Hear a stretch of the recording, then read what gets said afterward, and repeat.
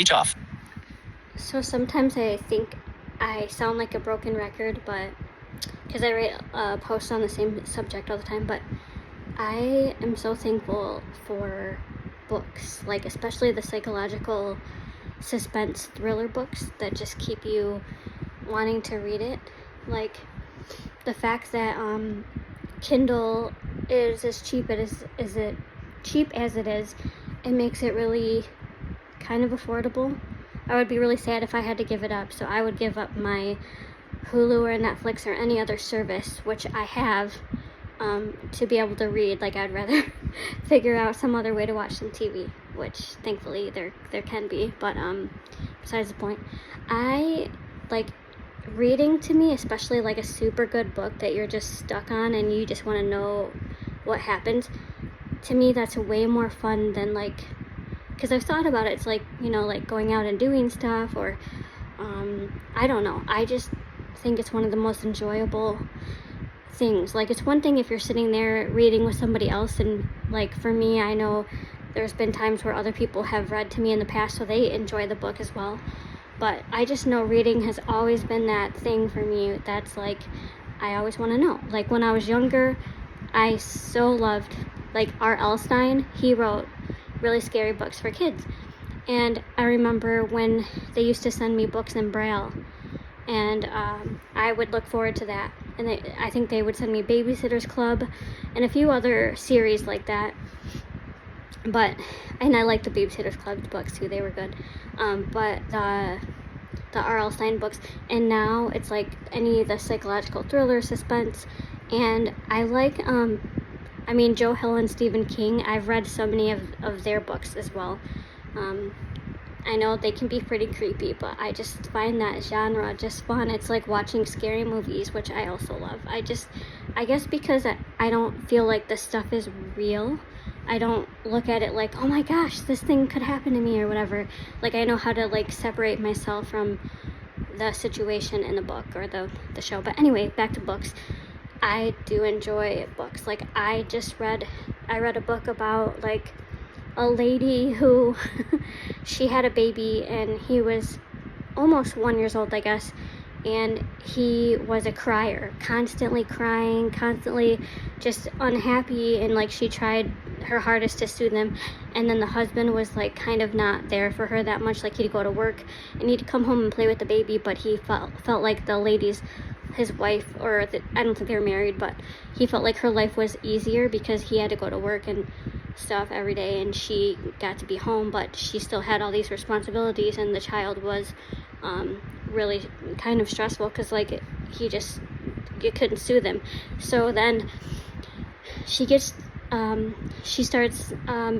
getting to know this lady that lives next door, and the lady starts getting weird, like to where she was just showing up in her house and just cleaning the house for her and like going out of her way to be extra helpful. And then she found out through the lady's brother that that she isn't helpful, and she's the opposite, like no bedside manner, even with her own kid. And so then it turns out, like, and it looks like the lady just wants her baby, and then she's also pregnant with another baby, and it looks like the lady just wants her baby. So she starts trying to like defend herself against the lady, like, I don't want you here anymore and stuff. And then there was a murder that happened down the street. It was like a house where they constantly blast the music, and they're not being courteous of other people. They're just doing their thing or whatever. He's like, you can't tell me what to do, that kind of person. Like, how dare you ever come over here and try to tell me to turn my radio down? Like, you know, I own this block. No. But so then it looks almost like the lady's crazy, because she's like, did I go out there and murder him? Because like she notices her clothes are muddy, or her shoes or whatever, and she's like going crazy because she can't get any sleep with the baby, and then the neighbor's music and like all this stuff, and then her husband not really being there for her very often and stuff. So then she starts viewing the footage or whatever on her cam.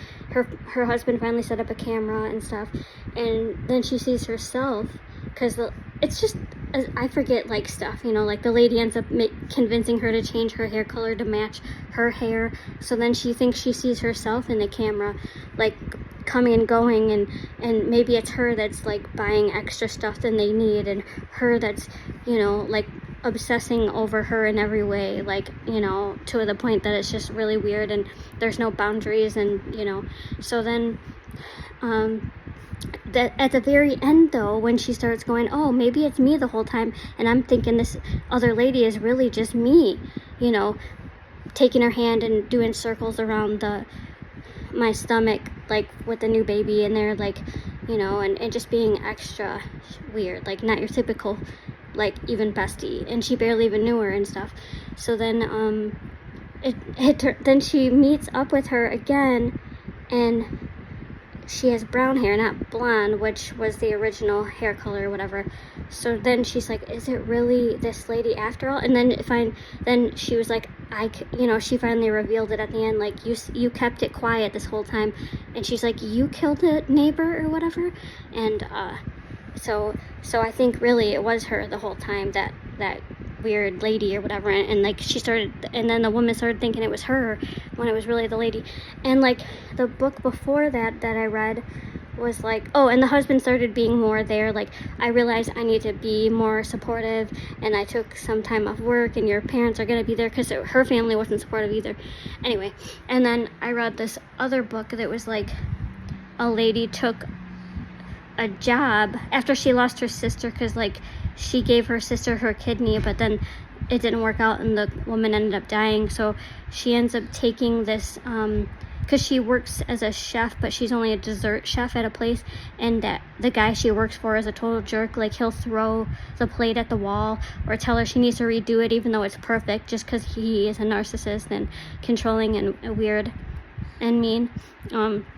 So she takes this job with these two employers, but they make her sign this agreement, like, that she is not to like disclose anything that she sees, and she thought that was weird. But she's like, they're gonna pay off her like apartment that she was currently at, and she was already struggling with debt and stuff, and so they have her move in with them, and it's in a different country. So I think originally she's from the UK, and they moved her to France, and so she's living there for a while, and the woman starts showing like her weird side, like the husband is like drugging her to making her forget something, and then the girl that moved there ends up she's pregnant, and she didn't realize it because she had like a one-night stand with a guy that she used to work with, and because she was grieving the loss of her sister, and sometimes during times of grief you don't make the best decisions, or, you know, sometimes you just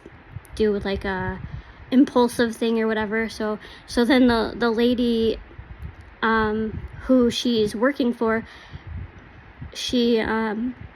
and she's still like a dessert chef, but like for a way fancier place, because it's like a huge estate that they live on. And then when the lady found out she was pregnant, so she's like, and the girl said she didn't want to keep the baby, so the other lady's like, we'll take her, me and my husband will, and we'll raise her as our own. But as time goes on, she starts to think twice about it, like, I don't think these people are stable, and he keeps on drugging her because he doesn't want her to remember something. And then like toward the end of the book, she finally starts remembering, because she stopped taking her medication and putting it, you know, or spitting it out or whatever, like whatever she has to do to make, you know, and the husband just thinks she's taking it or whatever. So then it turns out that the thing that he wanted her to forget was really him. He's the one who like killed their kid, because I think she like wouldn't stop crying or something like that, and he was making it frame her. He was like framing her for it. So the whole time it was actually him, but you wouldn't know it until the end of the book. And then there was another book, like a mother-in-law. I think it was called The Mother-in-Law, but don't quote me. And she was obviously an evil mother-in-law, but at first she seems like the super nice, happy-go-lucky woman who's excited to have her son and daughter-in-law move in temporarily.